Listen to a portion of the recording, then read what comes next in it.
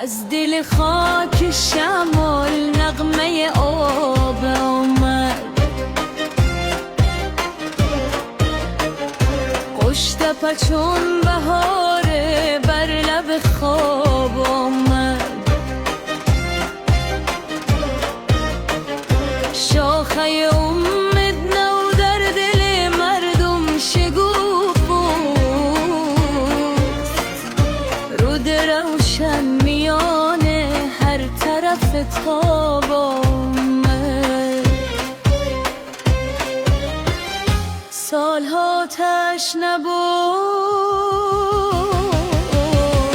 دامن این سرزمین، باد میبرد غباره روی مزرعه همین. این که آواز آب جان دهقان را بود، باز شد سبزه و پاک سنه دشت نگی.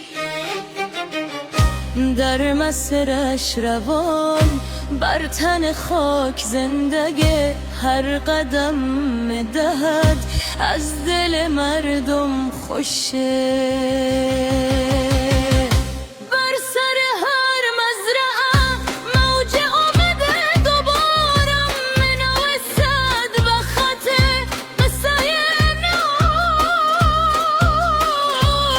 نوبندگی.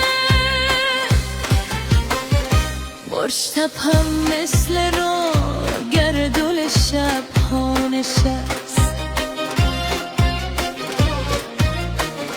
ارد احیا گرش بر تن دشت ها نشست.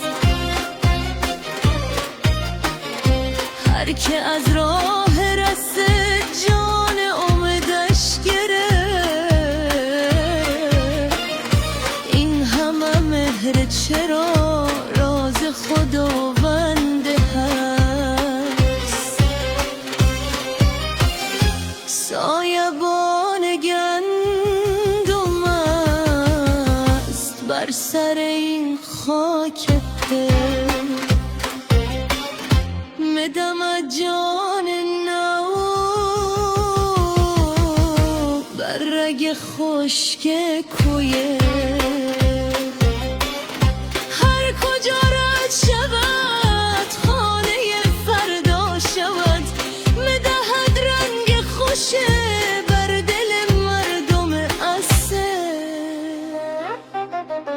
سد دل ها شکست وقت آبش رسید، هر که ددش شکر از لب جانان چکه.